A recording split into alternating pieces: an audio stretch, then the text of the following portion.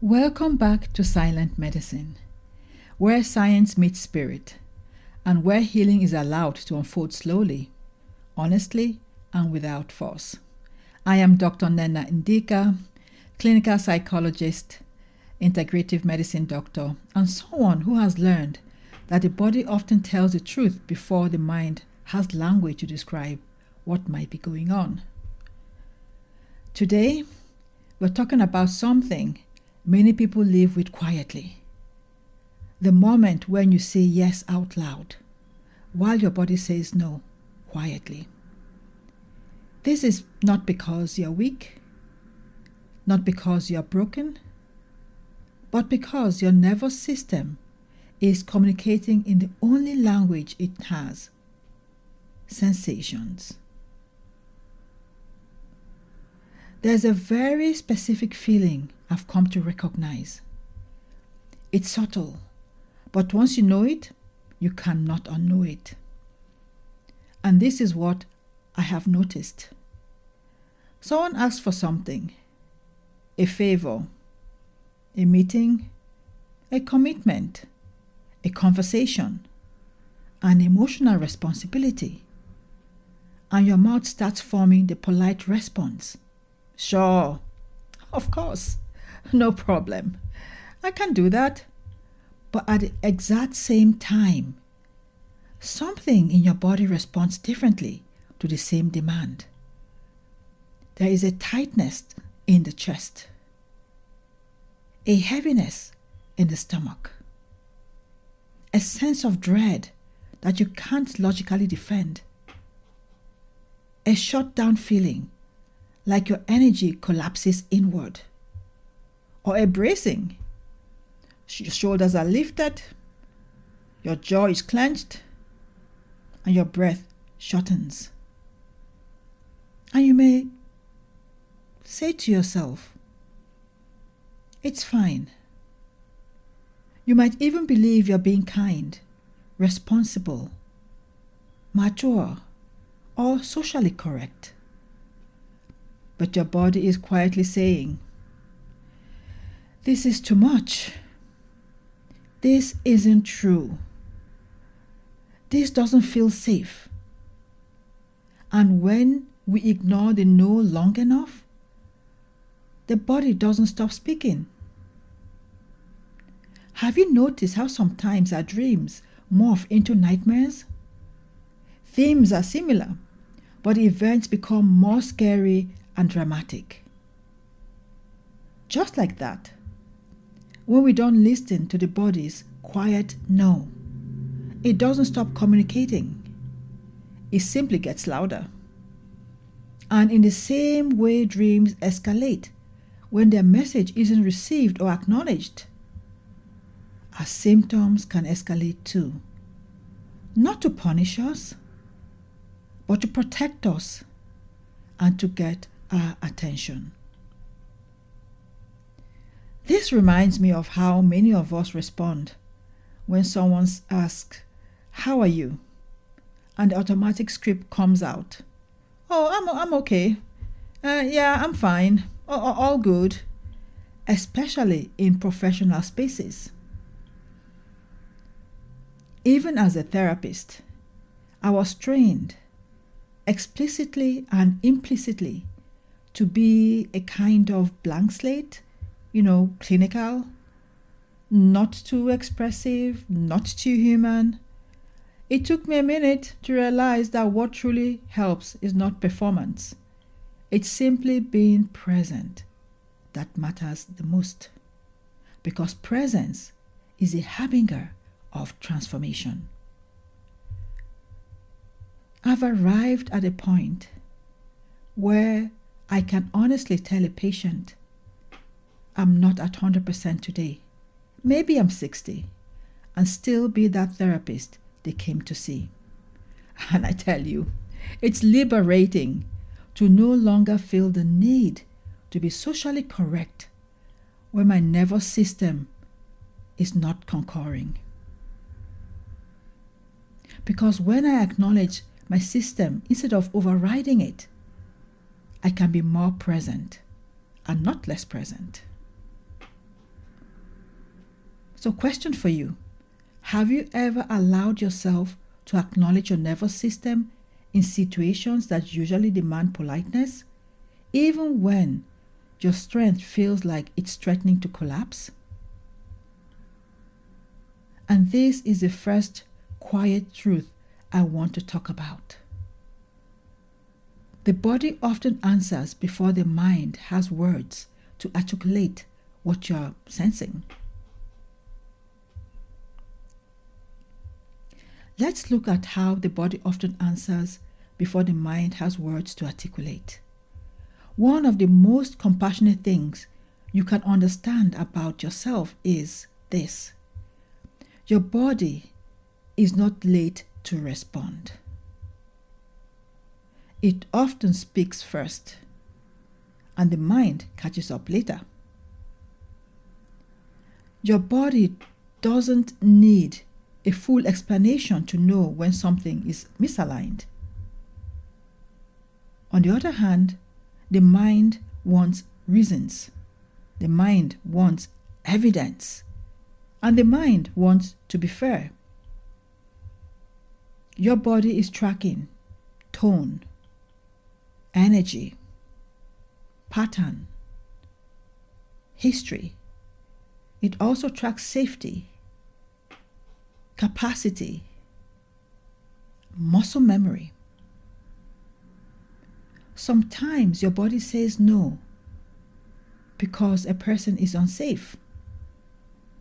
Sometimes it says no because the request is reasonable, but your capacity is not there. Sometimes it says no because you've been overgiving for years and your system is finally drawing a solid line.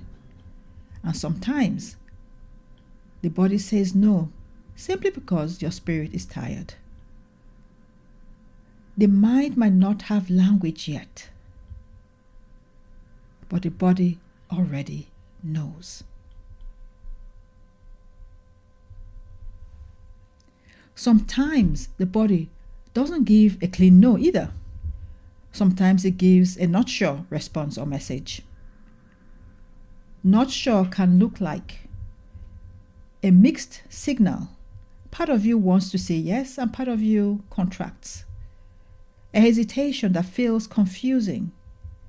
A not sure could also look like a quiet pullback that doesn't have a clear reason yet. And this matters because not every no is danger. Sometimes it's just you being discerning and cautious. Sometimes it's trauma memory. Sometimes it's growth, discomfort. And sometimes it's simply exhaustion. So you don't have to force a yes. And you don't have to make every moment a hard no. Sometimes the wisest answer is not sure yet. And giving yourself permission to be not sure can be the most honest nervous system response of all.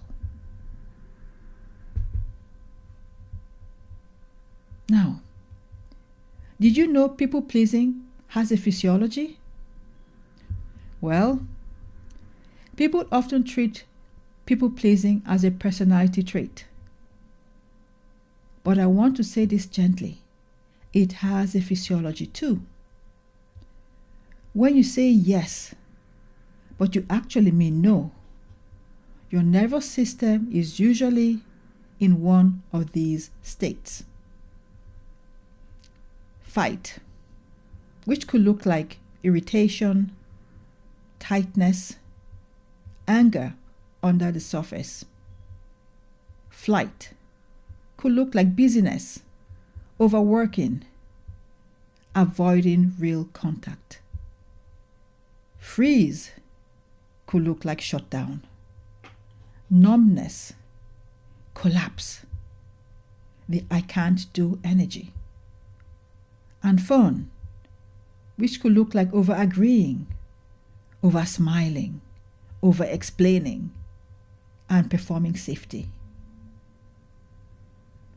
Remember, This isn't about blame or judgment. It's about understanding. Many people learned that connection requires compliance, that love requires self-erasure or self-sacrifice, that to be safe or feel safe requires being easy, agreeable, useful all the time. So the body learns to abandon itself in order to preserve belongingness, to feel that they belong. But here's the cost. When you abandon your internal truth repeatedly, your body becomes the one place you stop living in.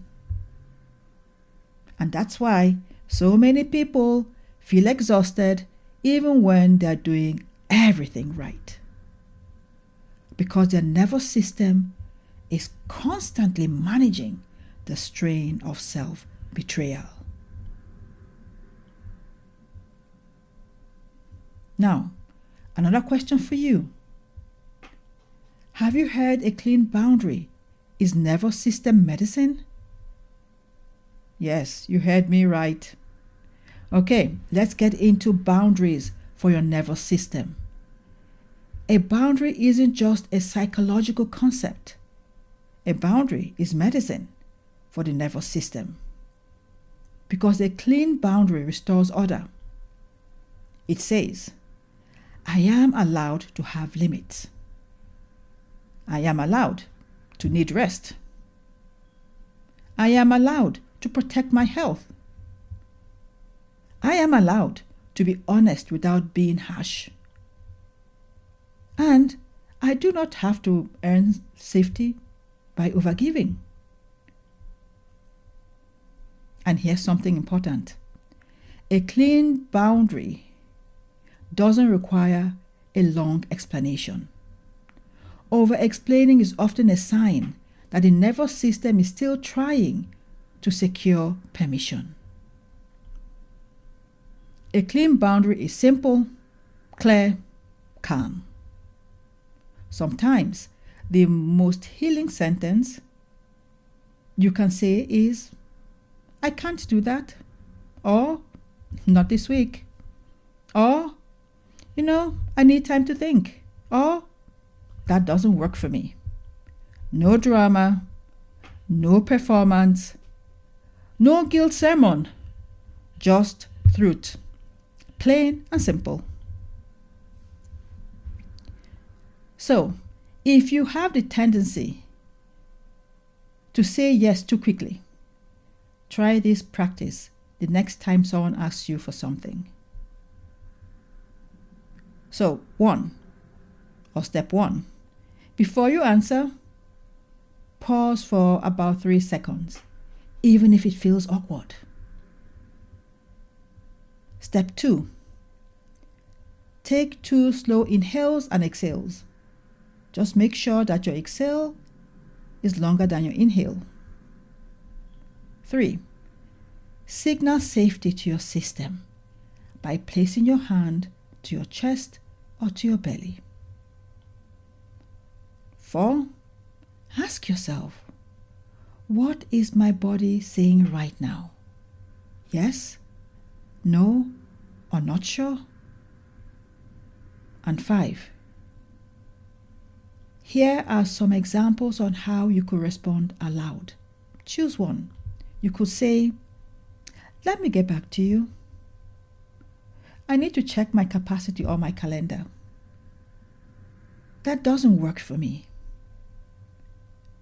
I can't commit to that. I am not available for that conversation today. That's it. The goal isn't to become cold. The goal is to become honest in a way your nervous system can sustain. I invite you to reflect. Where in your life are you saying yes out loud while your body is quietly saying no?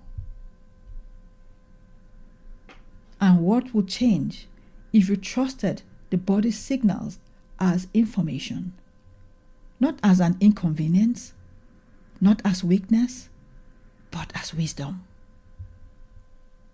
Because know thyself and be true to yourself isn't just a quote. It's a regulation strategy. It's a healing path. Thank you for spending this quiet time with me today. If something in this episode touched a nerve in a good way, or helped you feel a little less confused or overwhelmed by it all, you might share it with someone you love. You can find more calm, practical reflections at silentmedicine.com.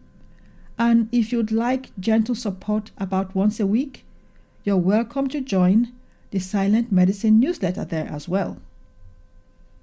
A gentle reminder before we close. This podcast is for education and reflection only.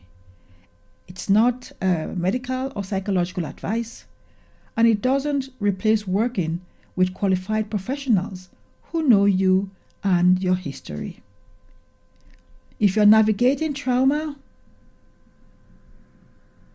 cohesive relationships, or intense fear responses, please seek support from a qualified practitioner who can help you explore this safely.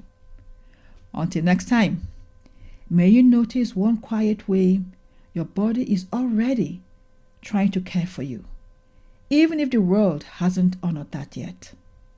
And may you keep listening to the healer within. I am Dr. Nnenna, and this is Silent Medicine. I'll see you in the next episode. Take care.